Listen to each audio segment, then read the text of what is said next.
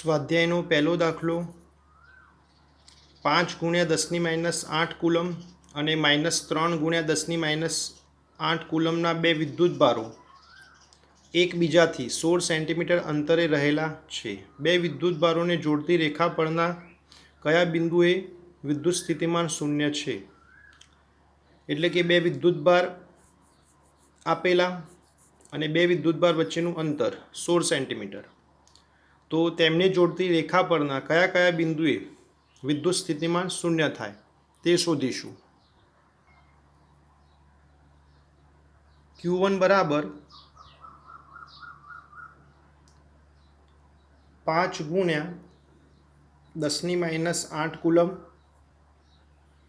અને Q2 બરાબર -3 ગુણ્યા 10⁻8 કુલમ. બે વિદ્યુત ભારોને જોડતી રેખા એટલે કે Q1 વિદ્યુત ભાર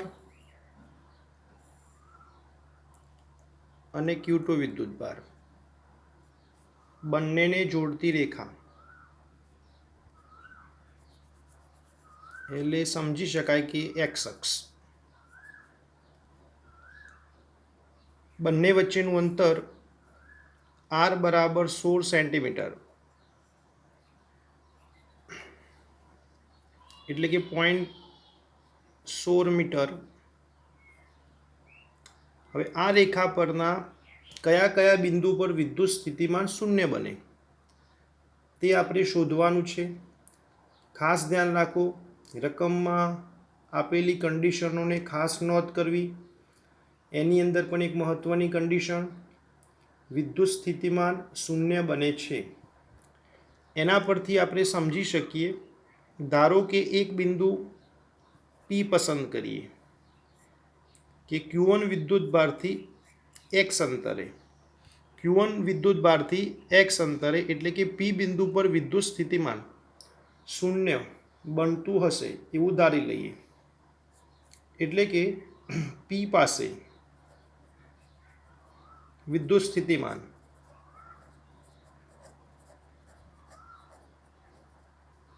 શૂન્ય. આ બાબતને અલગથી યાદ રાખવાની કોઈ જરૂર નથી. આ કન્ડિશન રકમમાં આપેલી છે એટલે કે P બિંદુ પર કુલ વિદ્યુત સ્થિતિમાન 0. હવે બિંદુવત વિદ્યુત ભારથી ઉદ્ભવતું વિદ્યુત સ્થિતિમાનનું સમીકરણ આપણે જાણીએ. V બરાબર કે Q/R.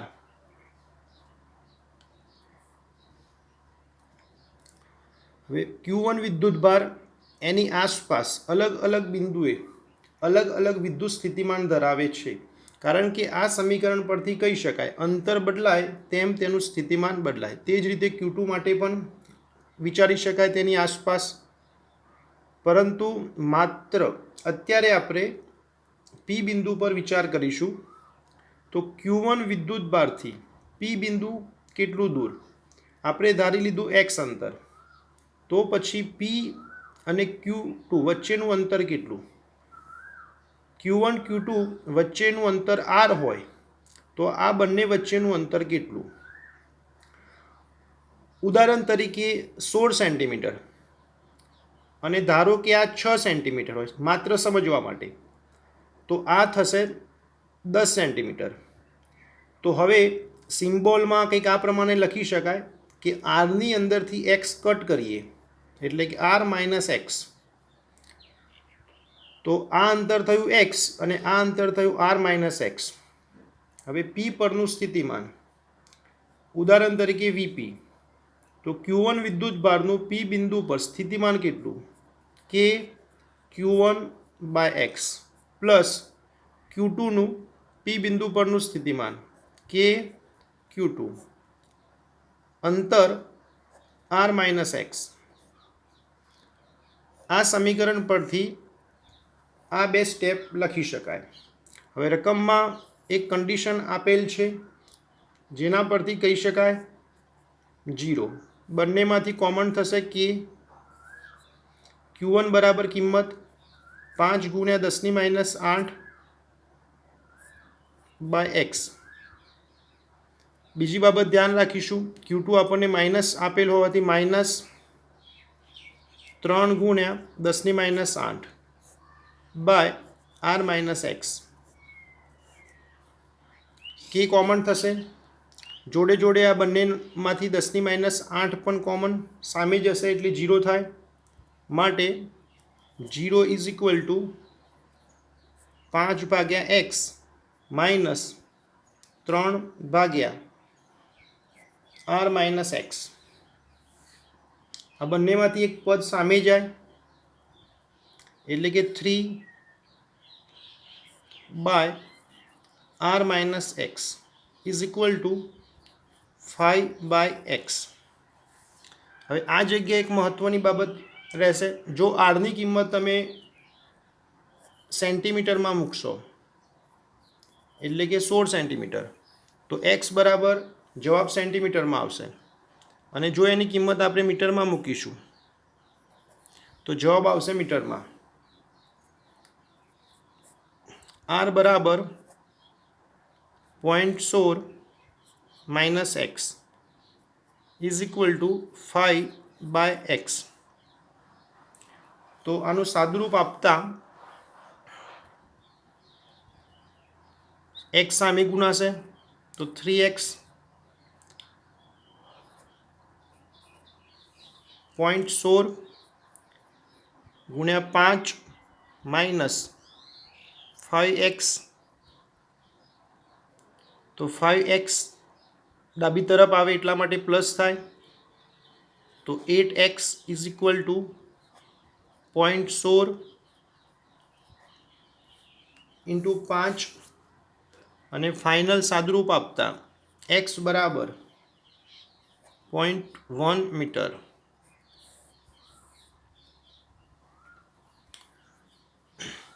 ફરીથી એકવાર જોઈશું કે બે વિદ્યુતભારની વચ્ચે એક બિંદુ ધારીશું P. Q1 થી તેનું અંતર x અને Q2 થી તેનું અંતર r માઇનસ એક્સ, અને બંને વચ્ચેનું અંતર 16 સેન્ટીમીટર અથવા તો 0.16 મીટર. રકમની અંદર એક એવું બિંદુ પસંદ કરો અથવા એકથી વધારે પણ હોઈ શકે કે જ્યાં કુલ સ્થિતિમાન 0 બને.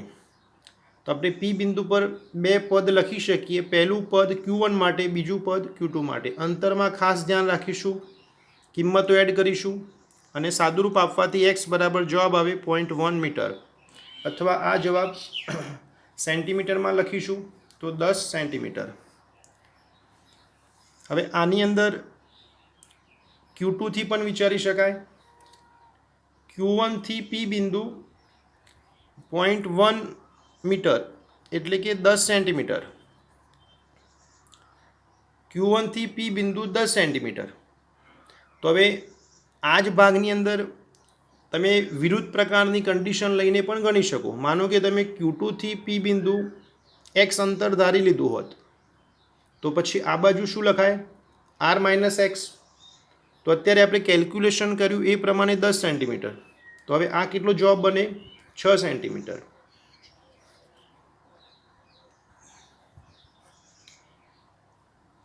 બીજી એક શક્યતા કે Q1 અને Q2 વચ્ચેનું અંતર 16 સેન્ટીમીટર. આગળના કેસમાં આપણે જોયું કે બંને વચ્ચે બિંદુ પસંદ કર્યું હતું.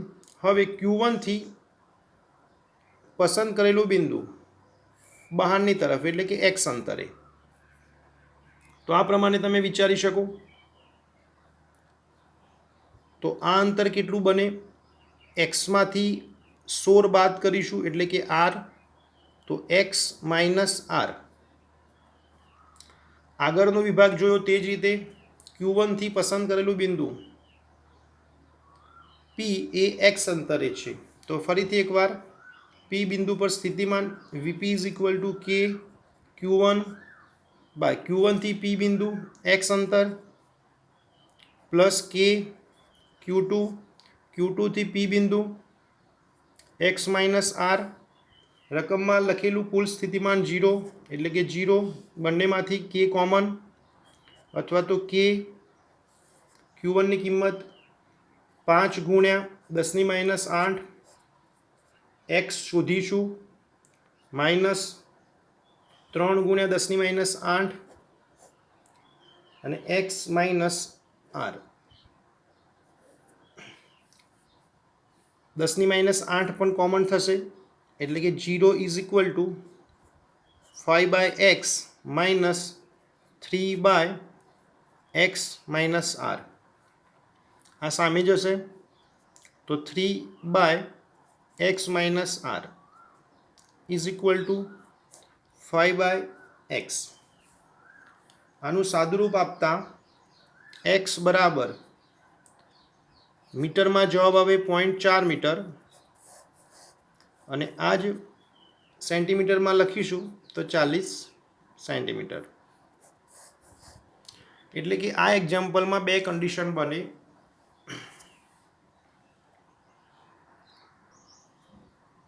સ્વાધ્યાયનો બીજો દાખલો. 10 સેન્ટીમીટરની બાજુવાળા નિયમિત ષષ્ઠકોણના દરેક શિરોબિંદુએ 5 માઇક્રો કુલમ વિદ્યુતભાર છે. ષષ્ઠકોણના કેન્દ્ર પર સ્થિતિમાન ગણો. દરેક શિરોબિંદુ પર વિદ્યુતભાર 5 માઇક્રોકુલમ અને બાજુ તરીકે 10 સેન્ટીમીટર આપેલ છે. સ્વાધ્યાયનો બીજો દાખલો. એની અંદર ષષ્ઠકોણ આ પ્રમાણે વિચારી શકાય. દરેક શિરોબિંદુ પર વિદ્યુતભાર એક સમાન 5 માઇક્રોકુલમ 5 માઇક્રોકુલમ 5 માઇક્રોકુલમ.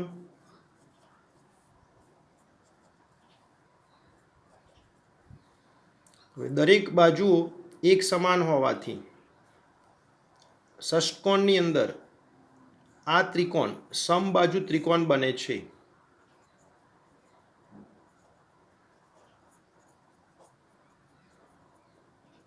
હવે સમબાજુ ત્રિકોણ બને એનો મતલબ એમ થયો કે આ દરેક બાજુ એક સમાન હોય છે.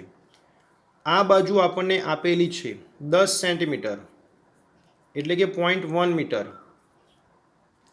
0.1 મીટર. કેન્દ્ર પર સ્થિતિમાન શોધવાનું હોવાથી શિરોબિંદુથી કેન્દ્ર સુધીનું અંતર. હવે ટોટલ 6 વિદ્યુતભાર આપેલા છે. 6 વિદ્યુતભાર કોઈ પણ વિદ્યુતભારથી કેન્દ્ર સુધીનું અંતર એક સમાન બને કારણ કે આ ત્રિકોણ સમબાજુ ત્રિકોણ માટે આ અંતર 10 સેન્ટીમીટર 10 સેન્ટીમીટર 10 સેન્ટીમીટર માટે r બરાબર 10 સેન્ટીમીટર એટલે કે 0.1 મીટર. બિંદુવત વિદ્યુતભારનું વિદ્યુત સ્થિતિમાન v બરાબર kq/r. હવે એક વિદ્યુતભાર માટે kq/r લખી શકાય તો એવા ટોટલ 6 વિદ્યુતભાર હોય તો આપણે 6 વડે ગુણીશું તો 6 ગુણ્યા k ની કિંમત 9 ગુણ્યા 10⁹ q બરાબર 5 માઇક્રોકુલમ એટલે કે 5 ગુણ્યા 10⁻6 કુલમ અને r બરાબર 0.1 મીટર.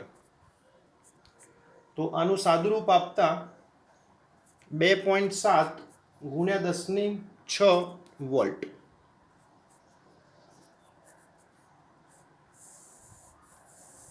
જવાબમાં થોડુંક વેરિએશન હોઈ શકે.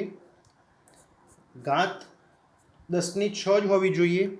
આ કિંમતમાં થોડુંક વેરિએશન હોઈ શકે જેમ કે 70 71 72 પણ બુક પ્રમાણે જવાબ સેટ કરવો અને આપણે જે તે પ્રમાણે સાદુરૂપ આપવું જે તે દાખલા પ્રમાણે જે કિંમતો હોય એ પ્રમાણે અને જે જવાબ હોય એને સ્વીકારવો.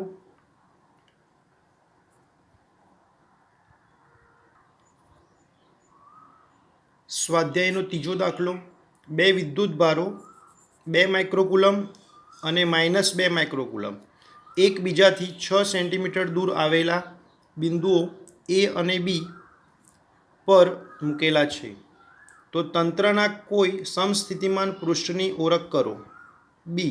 આ સપાટી પર દરેક બિંદુએ વિદ્યુત ક્ષેત્રની દિશા કઈ છે? એક તો સમસ્થિતિમાન પૃષ્ઠની વ્યાખ્યા આપણને યાદ હોવી જોઈએ. બીજી બાબત -2 માઇક્રોકુલમ અને 2 માઇક્રોકુલમ એટલે તમે જોઈ શકો છો કે બે વિદ્યુતભારોના મૂલ્ય એક સમાન અને વિરુદ્ધ પ્રકારના જેથી વિદ્યુત ડાયપોલની રચના કરે છે. તો વિદ્યુત ડાયપોલ વિશે થોડીક માહિતી હોય અને સમસ્થિતિમાન પૃષ્ઠની માહિતી હોય તો તમે આ સવાલને સારી રીતે સોલ્વ કરી શકો. 2 માઇક્રોકુલમ વિદ્યુતભાર અને -2 માઇક્રોકુલમ વિદ્યુતભાર, બંને વચ્ચેનું અંતર 6 સેન્ટીમીટર, એટલે કે 6 સેન્ટીમીટર એટલે કે 2a. તો આ ફિગર વિદ્યુત ડાયપોલ દર્શાવે છે. હવે મધ્યબિંદુ એટલે કે C. હવે આ જગ્યાએ તમે સેન્ટર પર સમતલ વિચારીએ તો હવે સમસ્થિતિમાન પૃષ્ઠ એટલે આ પ્રમાણે તમે વિચારી શકો.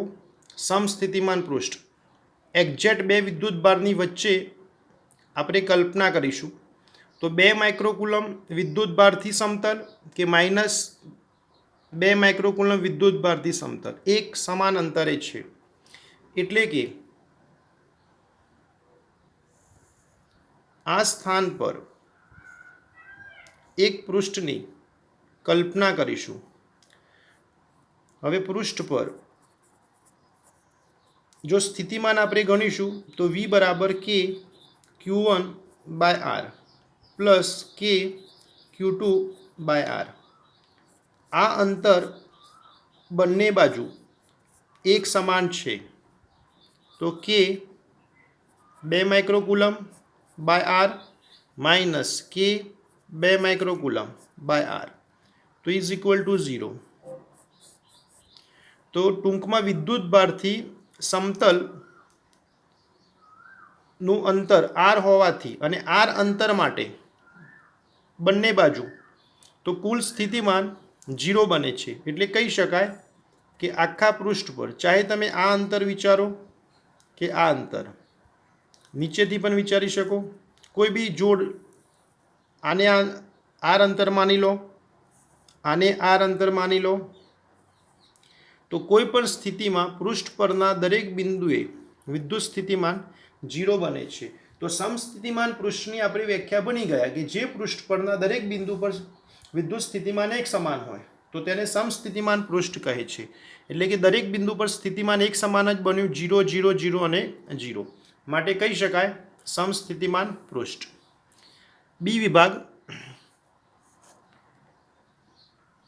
+2 માઇક્રોકુલમ વિદ્યુતભારનું વિદ્યુત ક્ષેત્ર આ સમતલ પર આ દિશામાં હોય છે કારણ કે પ્લસ વિદ્યુતભારનું વિદ્યુત ક્ષેત્ર બહારની તરફ હોય છે. તે જ રીતે માઇનસ માટેનું વિદ્યુત ક્ષેત્ર અંદરની તરફ. એટલે આ પૃષ્ઠ પર અથવા તો આ મધ્ય બિંદુ પર વિદ્યુત ક્ષેત્ર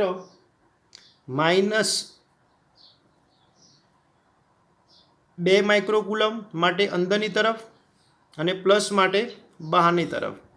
તો વિદ્યુત ક્ષેત્રની દિશા એટલે કે સદિશ E એ 2 માઇક્રોકુલમથી -2 માઇક્રોકુલમ તરફ છે.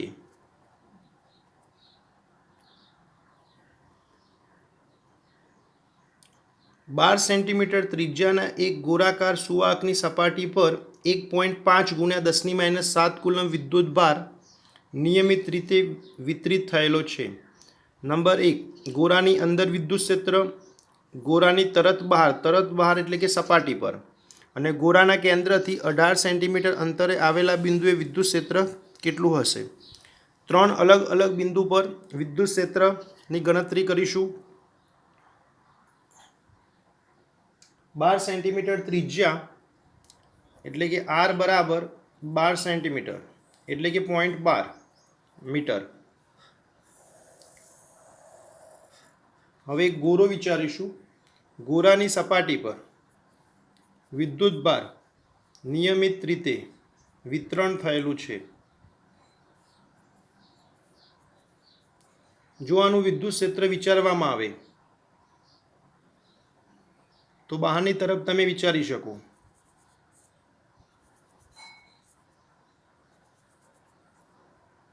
ફિગરની કોઈ જરૂર નથી, માત્ર સમજવા માટે હવે વિદ્યુતભાર સપાટી પર હોવાથી વિદ્યુત ક્ષેત્ર સપાટીને લંબ બહારની તરફ, તો આ પ્રમાણે વિચારી શકાય. હવે આ બધી જ તરફ વિદ્યુત ક્ષેત્ર બહારની તરફ છે અને જાણે એવો અનુભવ થાય અથવા એવું લાગે કે બધું જ વિદ્યુત ક્ષેત્ર કેન્દ્રમાંથી ઉદ્ભવતું હોય, એટલે આ પ્રમાણે વિતરણ થયેલું હોય તો તમે એવું માની શકો કે સમગ્ર વિદ્યુતભાર એ ગોળા પર કેન્દ્રિત થયેલો છે. અને આવી પરિસ્થિતિમાં આ અંતર ત્રિજ્યાનું કામ કરે છે. ફરીથી એકવાર, સમગ્ર ધન વિદ્યુતભાર ગોળા પર વિતરણ થયેલો હોય તો આ બધાનું વિદ્યુત ક્ષેત્ર બહારની તરફ છે અને આ વિદ્યુત ક્ષેત્રને જો કેન્દ્ર સુધી લઈ જવામાં આવે તો જાણે એવું લાગે કે સમગ્ર ધન વિદ્યુતભાર ગોળાના કેન્દ્ર પર કેન્દ્રિત થયેલો છે.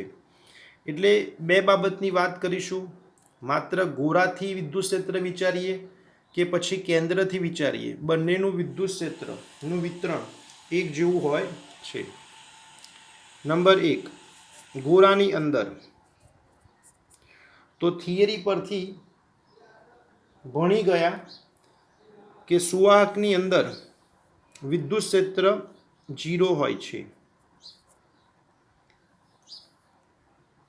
નંબર 2, સપાટી પર તરત જ બહાર એટલે કે સપાટી પર તો અંતર r બરાબર 0.12 મીટર. બિંદુવત વિદ્યુતભારનું વિદ્યુત ક્ષેત્ર શોધવા માટેનું સમીકરણ E બરાબર kq/r². તો k બરાબર 9 × 10⁹ અને q બરાબર 1.6 × 10⁻7 અને r બરાબર 0.12 નો વર્ગ. આનું સાદુરૂપ આપતા E બરાબર 10⁵ ન્યૂટન પર કુલમ અથવા એકમ વોલ્ટ પર મીટર પણ લખી શકું.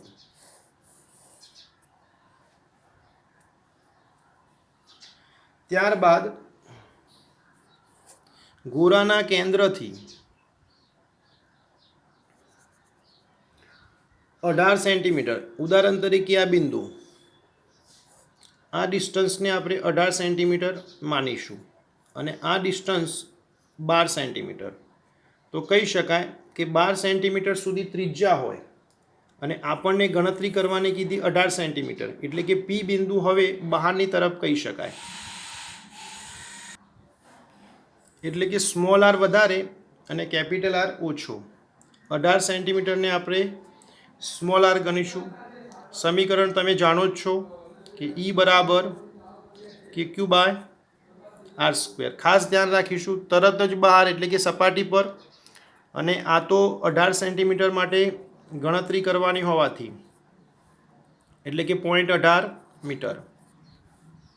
તો k બરાબર 9 × 10⁹, q બરાબર 1.6 × 10⁻7 અને r બરાબર 0.18 નો વર્ગ. તો સાદુરૂપ આપતા જવાબ આવશે 4.44 × 10⁴ એકમ ન્યૂટન પર કુલમ. ખાસ ધ્યાન રાખીશું, કોઈ પણ એક્ઝામ્પલ આપણે ગણતા હોઈએ તો એનો જે લાસ્ટ જવાબ આવે એની પાછળ એકમ દર્શાવવું ખૂબ જરૂરી.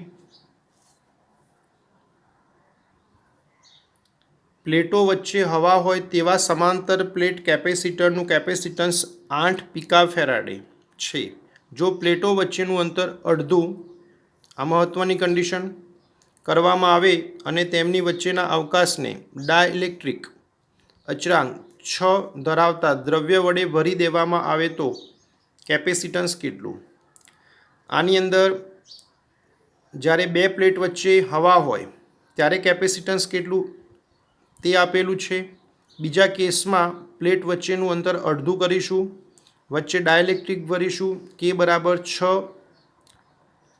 અને એ પરિસ્થિતિમાં ડાયઇલેક્ટ્રિકની હાજરીમાં કેપેસિટન્સ ગણીશું.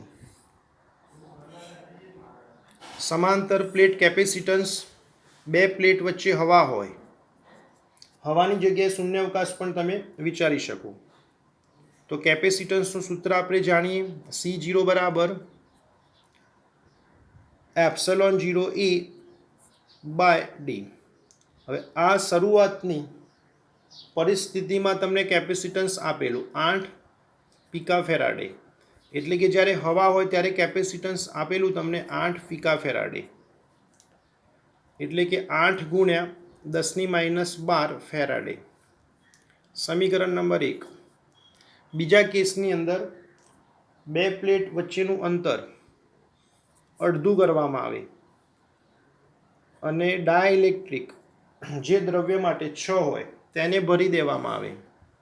ફિગરની જરૂર નથી, પણ કંઈક આવી રીતે વિચારી શકાય કે અંતર આપણે અડધું કરીશું પહેલાં કરતાં, અને આ વચ્ચેના વિભાગમાં ડાયઇલેક્ટ્રિક ભરીશું જેની કિંમત K બરાબર 6 હોય. તો થિયરીમાં આપણે ભણી ગયા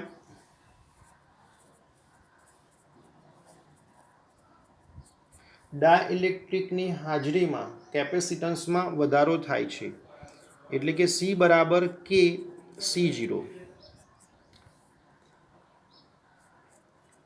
હવે C0 અથવા તો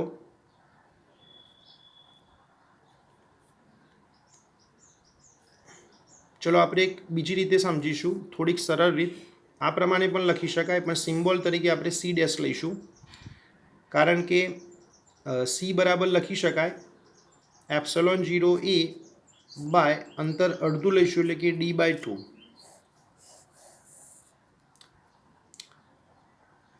ડાયઇલેક્ટ્રિકની હાજરીમાં કેપેસિટન્સનું સૂત્ર આ પ્રમાણે લખી શકાય, C બરાબર ε A બાય, હવે અંતર અડધું લઈશું એટલે કે D/2. બીજી બાબત, એપ્સલોનની જગ્યાએ આપણે લખીશું, સૂત્ર યાદ હશે તમને, એપ્સલોન બરાબર લખી શકાય ε0 × K, એટલે કે K ε0 A બાય D/2. મિત્રો, દાખલો કોઈ પણ રીતે તમે ગણી શકો, આ પ્રમાણે બી ગણી શકાય. આ પ્રોપર તમે સમજી શકો, આ સીધી રીત બને કે માધ્યમ હોય ત્યારે આપણે એપ્સલોન લખીશું અને હવા હોય ત્યારે ε0. બીજી કન્ડિશનની અંદર અંતર D/2 પ્રમાણે વિચારીશું, એપ્સલોનની જગ્યાએ ε0 K લખી શકાય. હવે 2 ઉપર જશે એટલે કે 2K ε0 A બાય D. હવે Kની કિંમત 6 અને ε0 A બાય D બરાબર લખી શકાય 8 પિકાફેરાડે. માટે ફાઇનલ આન્સર આવે 96 પિકાફેરાડે.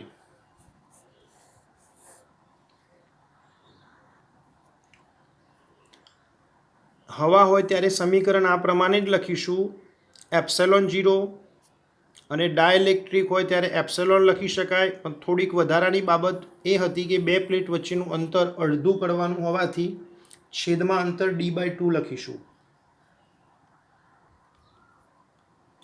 6 નંબરનો દાખલો, દરેક 9 પિકાફેરાડે કેપેસિટન્સ ધરાવતા 3 કેપેસિટરોને શ્રેણીમાં જોડેલ છે. ખાસ ધ્યાન રાખો, શ્રેણીમાં જોડેલ છે. નંબર 1 સમતુલ્ય કેપેસિટન્સ અથવા તો કુલ કેપેસિટન્સ. બી વિભાગ, આ સંયોજનને 120 વોલ્ટના સપ્લાય સાથે જોડવામાં આવે તો દરેક કેપેસિટરને સમાંતર સ્થિતિમાનનો તફાવત કેટલો?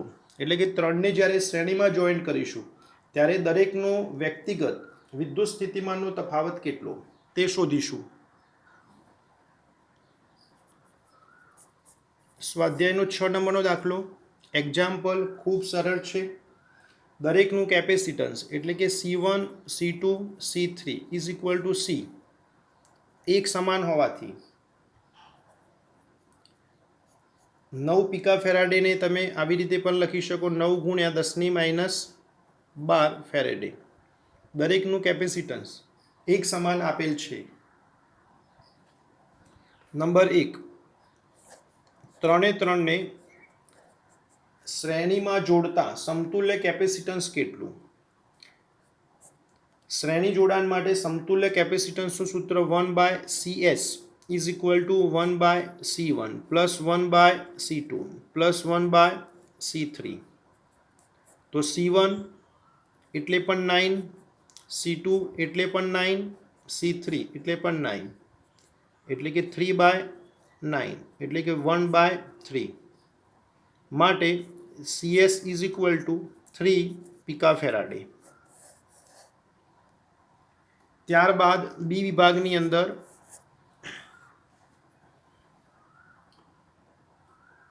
આ પ્રમાણે વિચારી શકાય કે 3 કેપેસિટર જેમનું કેપેસિટન્સ C1, C2 અને C3 શ્રેણી જોડાણમાં દરેકના વોલ્ટેજ અલગ અલગ વિચારી શકાય, કારણ કે આ બે બિંદુ વચ્ચે લાગુ પાડેલા વોલ્ટેજ 120 અને આ 120 વોલ્ટનો સપ્લાય દરેકમાં વેચાય છે, જેથી ફિગર પરથી કહી શકાય V બરાબર અથવા તો V0 કુલ વોલ્ટેજ માટે V0 વિચારીએ તો V1 plus V2 plus V3. 3 એ 3નું કેપેસિટન્સ એક સમાન હોવાથી એટલે કે C એટલે કે 9 પિકાફેરાડે માટે દરેકને વોલ્ટેજ પણ એક સમાન જોઈએ. ફરીથી એકવાર 3 એ 3નું કેપેસિટન્સ એક સમાન હોવાથી 3 એ 3ને એક સરખા વોલ્ટેજની જરૂર પડે છે, માટે 3 એ 3ની જગ્યાએ તમે V લખી શકો એટલે કે 3V. હવે આપણે ધારી લીધું કે V1 બરાબર V2 બરાબર V is equal two V, V1 બરાબર V2 બરાબર V3 બરાબર V, એટલે કે V is equal two V0/3. V0 બરાબર 120/3 એટલે કે દરેકને 40 વોલ્ટની જરૂર પડે છે. 3 એ 3નું કેપેસિટન્સ એક સમાન આપેલ છે. શ્રેણી જોડાણનું સૂત્ર તમને યાદ જ હશે એવી આશા રાખીએ. પછી સાદુરૂપ આપીશું અને શ્રેણી જોડાણમાં કુલ વોલ્ટેજનો સરવાળો થાય છે, પણ દરેકનું કેપેસિટન્સ એક સમાન હોવાથી દરેકને V જેટલા વોલ્ટની જરૂર પડે છે, અને આ પ્રમાણે સાદુરૂપ આપીશું. સ્વાધ્યાયનો 7 નંબરનો દાખલો. 2 પિકાફેરાડે, 3 પિકાફેરાડે અને 4 પિકાફેરાડે કેપેસિટન્સના 3 કેપેસિટરોને સમાંતર, મહત્વની કન્ડિશન સમાંતર જોડવામાં આવે છે. એ વિભાગ સંયોજનનું કુલ કેપેસિટન્સ એટલે કુલ કેપેસિટન્સ ગણીશું. સમીકરણ યાદ હોય તો તમે સરળતાથી ગણી શકો. બી વિભાગ જો આ સંયોજનને 100 વોલ્ટ સપ્લાય સાથે જોડવામાં આવે તો દરેક કેપેસિટર પરનો વિદ્યુતભાર શોધો. ખાસ ધ્યાન રાખો, સમાંતર જોડાણની કન્ડિશનો તમને યાદ હોવી જોઈએ, તો દાખલો તમે ખૂબ સરળતાથી ગણી શકો.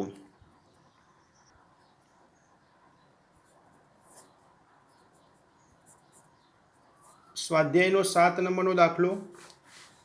એ વિભાગ દરેકનું કેપેસિટન્સ C1 બરાબર 2 પિકાફેરાડે, C2 બરાબર 3 પિકાફેરાડે અને C3 બરાબર 4 પિકાફેરાડે.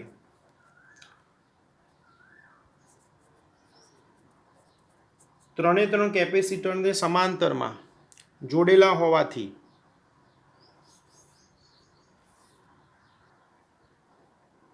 તો સમાંતર જોડાણ માટે સમતુલ્ય કેપેસિટન્સનું સૂત્ર CP is equal two C1 plus C2 plus C3. તો 2, 3 અને 4, તો ફાઇનલ આન્સર 9 પિકાફેરાડે. SI પદ્ધતિમાં પૂછ્યું હોય તો પિકાફેરાડેનું તમારે ફેરાડેમાં કન્વર્ટ કરવું પડે, એટલે કે 10⁻12 ફેરાડે. બી વિભાગની અંદર 3 કેપેસિટર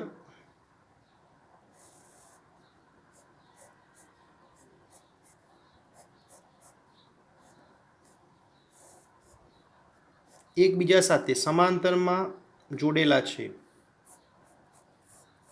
અને લાગુ પાડેલા વોલ્ટેજ દરેક માટે વી હોય. પહેલાનું કેપેસિટન્સ C1, બીજાનું C2 અને ત્રીજાનું C3. સમાંતર જોડાણમાં વિદ્યુત ભારનું વિતરણ થાય છે, એટલે કે Q1, Q2 અને Q3. તો કેપેસિટન્સની વ્યાખ્યા C બરાબર Q/V, એટલે કે Q બરાબર CV. તો પહેલાં કેપેસિટર માટે જો C1 લખીશું તો સામે લખાય Q1. તો C1 ઇઝ ઇક્વલ ટુ 2 ગુણ્યા 10⁻12 C1ની કિંમત પરથી, અને V બરાબર 100, એટલે કે Q1 બરાબર 2 ગુણ્યા 10⁻10 કુલમ. તે જ રીતે Q2 is equal two C2 into V, તો 3 ગુણ્યા 10⁻12 ગુણ્યા 100. ધ્યાન રાખીશું કે વોલ્ટેજ એસઆઈ પદ્ધતિમાં લઈશું તો સામે કેપેસિટન્સનું મૂલ્ય પણ એસઆઈ પદ્ધતિમાં લેવું પડે. 3 ગુણ્યા 10⁻10 કુલમ. તે જ રીતે Q3 is equal two C3 into V, તો C3 બરાબર લખી શકાય 4 ગુણ્યા 10⁻12 અને V બરાબર 100. તો 4 ગુણ્યા 10⁻10 કુલમ.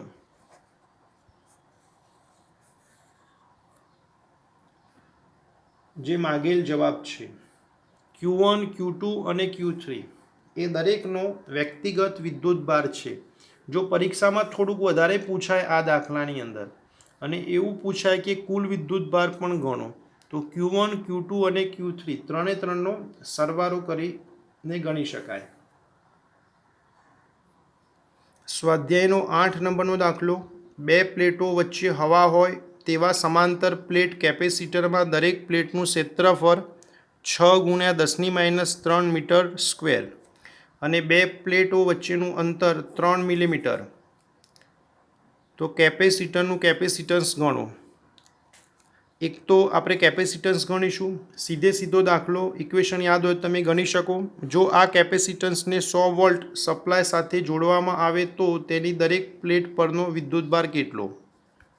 એટલે જો તમે કેપેસિટન્સ ગણી લેશો તો તમે વિદ્યુતભાર પણ ગણી શકો. C બરાબર Q/V પરથી.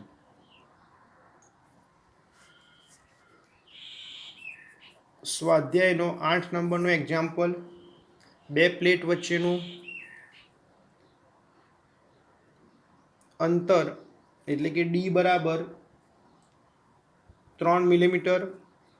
એસઆઈ પદ્ધતિ પ્રમાણે આપણે એને મીટરમાં કન્વર્ટ કરવું પડશે, તો 3 ગુણ્યા 10⁻³ મીટર. એ બરાબર 6 ગુણ્યા 10⁻³ મીટર સ્ક્વેર. પહેલાં તમારે કેપેસિટન્સ ગણવાનું છે. પહેલા કેસમાં 2 પ્લેટ વચ્ચે હવા હોય તો સમીકરણ આપણે જાણીએ કે C બરાબર ε0A/D. તો ε0ની કિંમત 8.85 ગુણ્યા 10⁻12. એ બરાબર 6 ગુણ્યા 10⁻³ અને D બરાબર 3 ગુણ્યા 10⁻³ તો સાદુરૂપ આપતા 17.7 ગુણ્યા 10⁻12 ફેરાડે. અને આ પ્રમાણે પણ લખી શકાય 17.7. 10⁻12ને દૂર કરીશું તો ત્યાં પીકા અને ફેરાડે. બીજા કેસમાં વિદ્યુતભાર ગણીશું. કેપેસિટન્સની વ્યાખ્યા આપણે જાણીએ કે C બરાબર Q/V. તો Q is equal two C into V. તો C બરાબર આ જ કિંમત લઈશું એસઆઈ પદ્ધતિ પ્રમાણે 17 17 ગુણ્યા 10⁻12 અને વોલ્ટેજ તમને 100 આપેલ છે, તો 17.7 ગુણ્યા 10⁻10 કુલમ.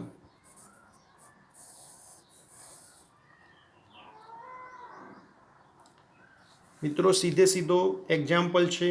એ આપેલો, બે પ્લેટ વચ્ચેનું અંતર આપેલું, તો સૂત્ર તમે જાણો જ છો, સી બરાબર ε0 A/d. એમાં કિંમત મૂકીશું તો સી શોધી શકાય. ત્યારબાદ કેપેસિટન્સની વ્યાખ્યા સી બરાબર Q/V, તેના પરથી Q ગણીશું.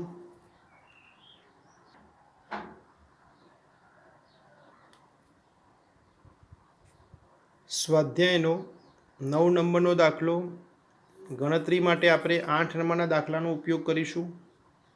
કેપેસિટરમાં 3 મિલીમીટર જાડાઈની માઇકાની પ્લેટ, એટલે કે જેનો ડાયલેક્ટ્રિક અચળાંક 6 હોય, કેપેસિટરની બે પ્લેટ વચ્ચે દાખલ કરીશું.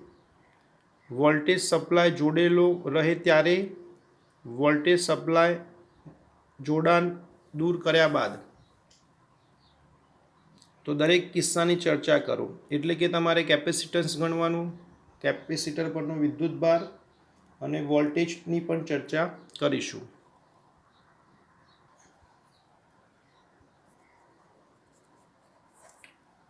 સ્વાધ્યાયનો 9 નંબરનો દાખલો, જેની અંદર તમને ડાયલેક્ટ્રિકની જાડાઈ એટલે કે ડી બરાબર 3 મિલીમીટર.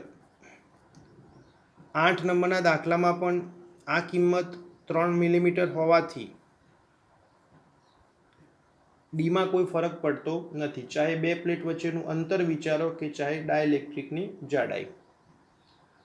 પરંતુ આની અંદર ડાયલેક્ટ્રિક 6 આપેલો છે અને થિયરીમાં આપણે ભણી ગયા કે ડાયલેક્ટ્રિક દાખલ કરવામાં આવે તો કેપેસિટન્સ બદલાય.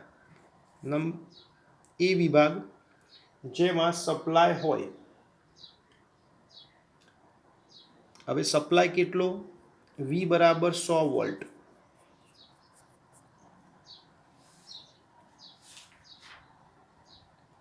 પહેલા કેસમાં આપણે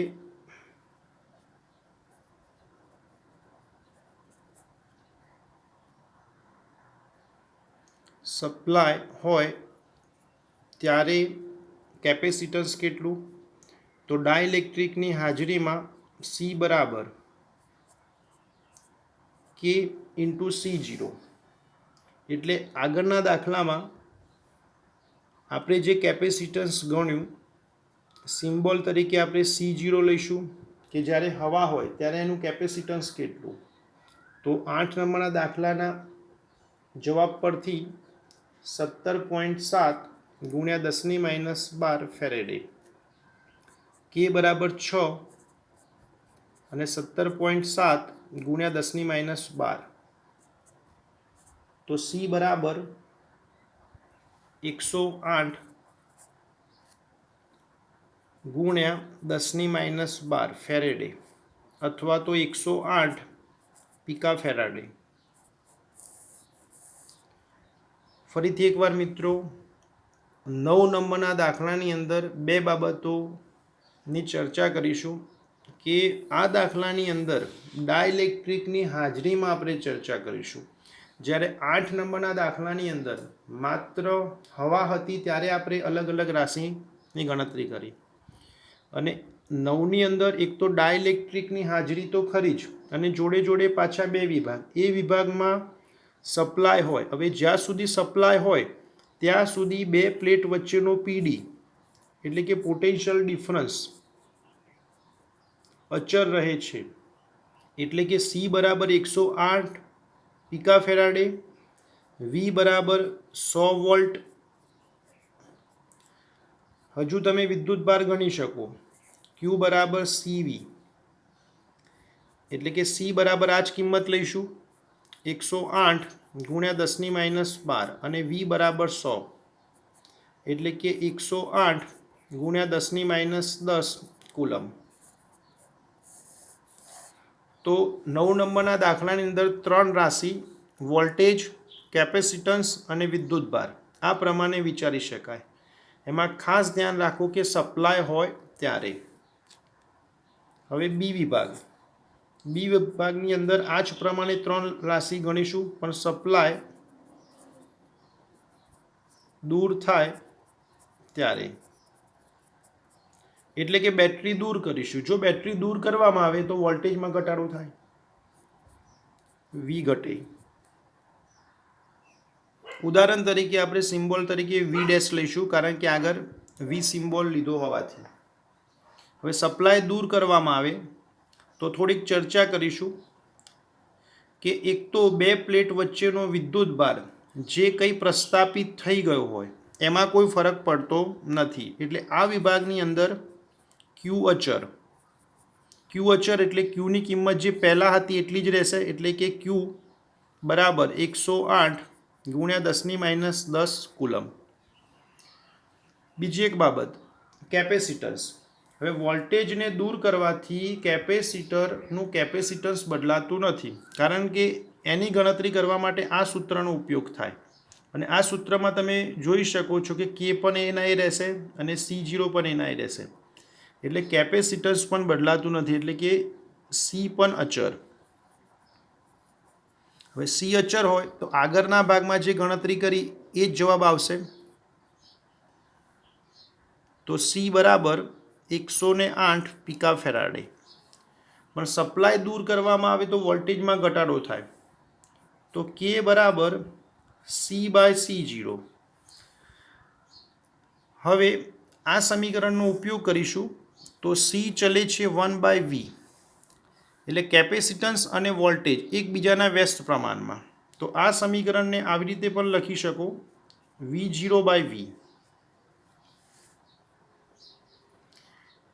એટલે કે V0 ક્યારના વોલ્ટેજ કે જ્યારે હવા હોય, અને V0 શરૂઆતના વોલ્ટેજ માનીશું, અને V સપ્લાય દૂર કરીએ ત્યારે.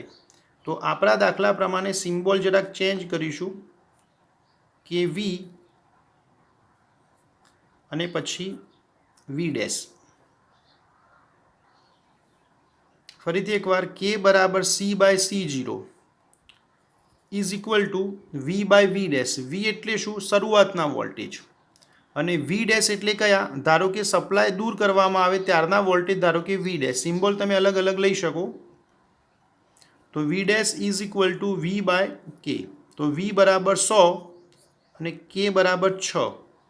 તો ફાઇનલ V ડેશ બરાબર 16.6 વોલ્ટ.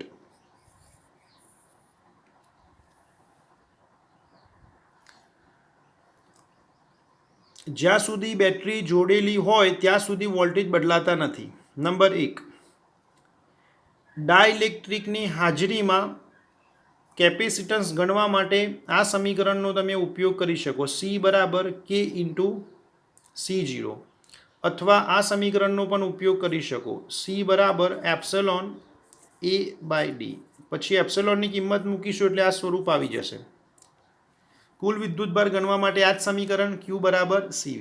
બીજા કેસમાં સપ્લાય દૂર કર્યો. સપ્લાય દૂર કરવાથી પ્લેટો પરનો જે કોઈ વિદ્યુતભાર હોય એમાં કોઈ ફરક નથી પડતો, એટલે કે Q અચર. અને કેપેસિટરની પોતાની કેપેસિટી પણ બદલાવાની નથી, એટલે સી પણ અચર. આ બધા પોઈન્ટ MCQમાં પૂછાઈ શકે, ખાસ ધ્યાન રાખવું. અને આ સૂત્ર પરથી કહી શકાય Q ચલે છે 1/V. ડાઇલેક્ટ્રિક દાખલ કરીશું એટલે કેપેસિટી વધે. કેપેસિટી વધે તો વોલ્ટેજ ઘટે. વોલ્ટેજ ઘટાડવા માટે બે કન્ડિશન, કાં તો તમે બે પ્લેટ વચ્ચે ડાઇલેક્ટ્રિક દાખલ કરો તો પણ વોલ્ટેજ ઘટે, અથવા સીધી વાત પ્રમાણે વિચારીએ કે બેટરી દૂર કરી દઈએ તો પણ વોલ્ટેજ ઘટે. એટલે આ પ્રમાણે વિચારીશું. ખાસ ધ્યાન રાખીશું કે પહેલા કેસમાં વોલ્ટેજ અચર અને સી અને ક્યુની ગણતરી કરી.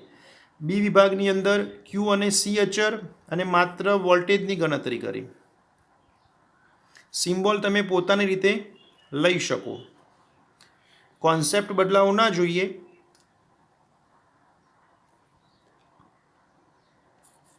સ્વાધ્યાયનો 10 નંબરનો દાખલો, 12 પીકા ફેરાડેનું એક કેપેસિટર 50 વોલ્ટની બેટરી સાથે જોડેલું છે. તો કેપેસિટરમાં કેટલી સ્થિતિ સ્થિત વિદ્યુત ઉર્જા સંગ્રહ પામી હશે.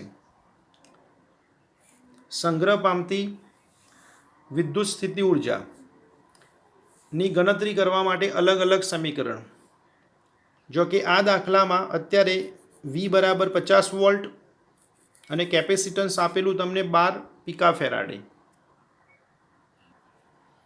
સ્થિતિ ઉર્જા ગણવા માટે અલગ અલગ સમીકરણ.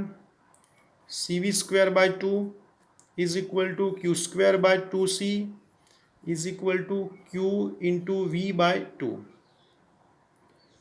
રકમની અંદર C બરાબર 12 પિકા ફેરાડે, તો 12 ગુણ્યા 10⁻12 ફેરાડે અને V બરાબર 50 વોલ્ટ.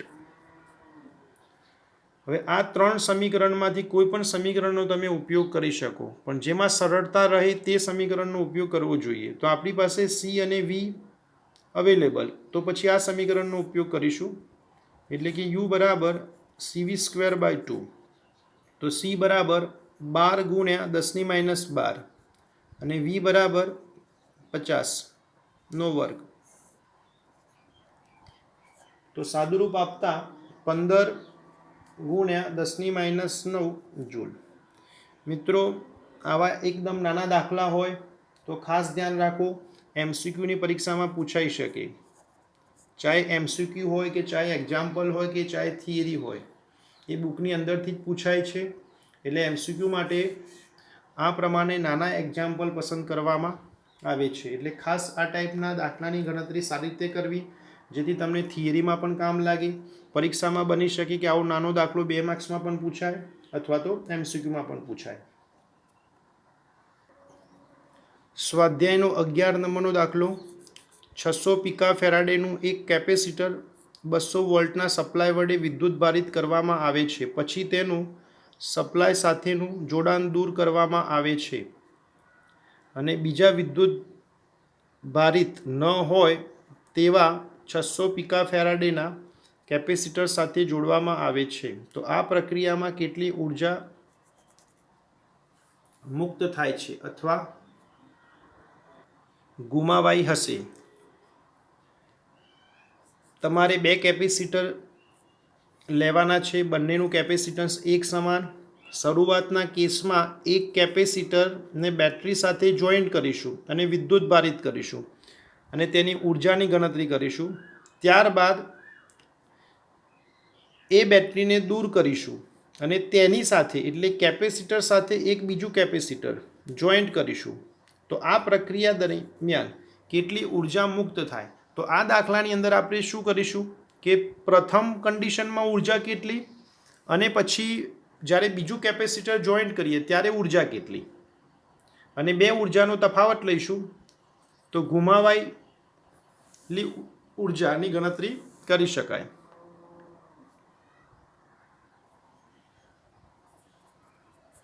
કેસ નંબર 1, શરૂઆતની ઉર્જાની ગણતરી કરવા માટે વોલ્ટેજ V બરાબર 200 વોલ્ટ અને કેપેસિટન્સ ઉદાહરણ તરીકે C1 બરાબર 600 પિકા ફેરાડે, એટલે કે 600 ગુણ્યા 10⁻12 ફેરાડે.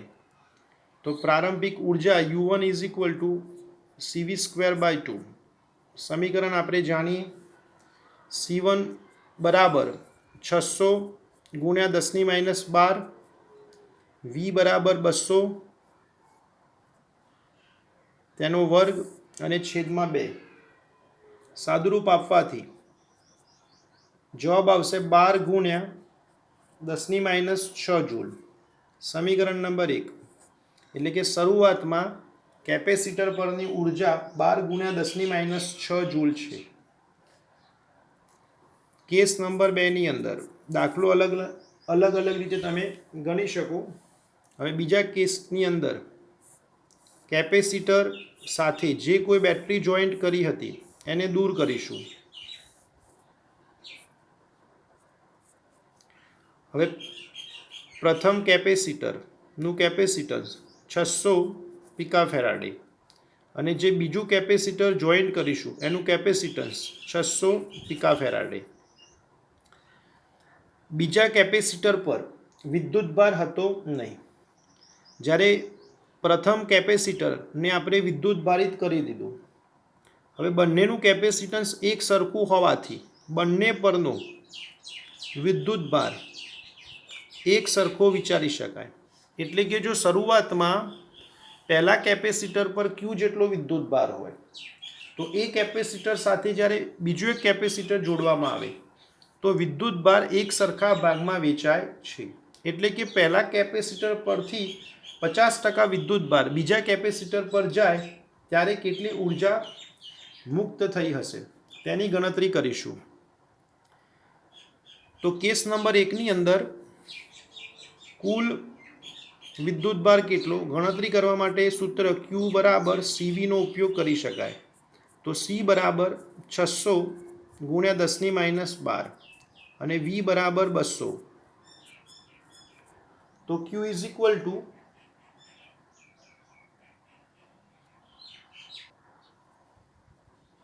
6×2 અને 10⁻8 કુલમ.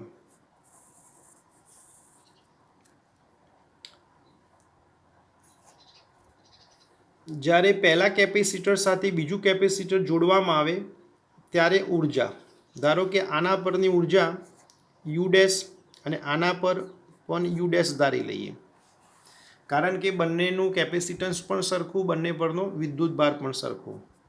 તો સમીકરણ પરથી U બરાબર CV²/2 પરથી તો બંને માટે કેપેસિટન્સ સરખું, વિદ્યુતભાર આ સમીકરણથી પણ ગણી શકાય Q²/2C. તો આના પરનો વિદ્યુતભાર Q/2 નો વર્ગ અને કેપેસિટન્સ /2C પ્લસ આના પર વિદ્યુતભાર Q/2 નો વર્ગ અને /2C. આ સમીકરણનો ઉપયોગ કર્યો. Qની જગ્યાએ બંને પદમાં Q/2, કારણ કે બંને પાસે વિદ્યુતભાર Q/2 અને કેપેસિટન્સ બંનેનું સરખું. તો Q²/2 નો વર્ગ 4, 4 2 8 એટલે 8C પ્લસ Q²/8C. તો આનું સાદુરૂપ આપીશું તો Q²/4C.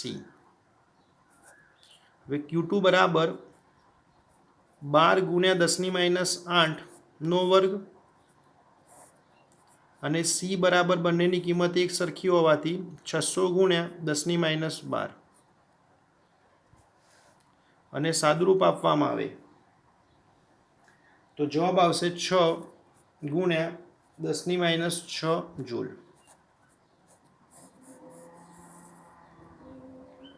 મિત્રો, આ ગણતરી અલગ અલગ રીતે કરી શકાય. આવી રીતે પણ ગણતરી કરી શકો અને બીજી કોઈ પણ ટેકનિક હોઈ શકે. તમને જે કોઈ અનુકૂળ હોય એ પ્રમાણે ગણી શકો. Delta U is equal two U1 - U2. તો U1 એટલે કે 12 × 10⁻6 અને U2 એટલે કે 6 × 10⁻6. તો 6 × 10⁻6 જૂલ જે માગેલ જવાબ છે. સૌ પ્રથમ U1 ગણીશું, ત્યારબાદ U2 ગણીશું. એટલે કે શરૂઆતમાં ઉર્જા U1 હતી, ઉદાહરણ તરીકે 12 × 10⁻6. U2 એટલે કે 6 × 10⁻6 એટલે 12માંથી 6 થઈ, એનો મતલબ 6 મુક્ત થઈ. તો ગણવા માટે આપણે એ બંનેનો તફાવત લઈશું. મિત્રો, પ્રેક્ટિસ માટે આ જ પ્રમાણે એટલે કે આ જ રીતે ગણતરી કરી શકાય. ઉદાહરણ નંબર 10 તમે પ્રેક્ટિસ કરી શકો જાતે. એની અંદર 600ની જગ્યાએ 900 પિકાફેરાડે અને 200 વોલ્ટની જગ્યાએ 100 વોલ્ટ આપેલ છે. બાકી ગણતરી એઝ ઇટ ઇઝ આ પ્રમાણે ગણી શકો.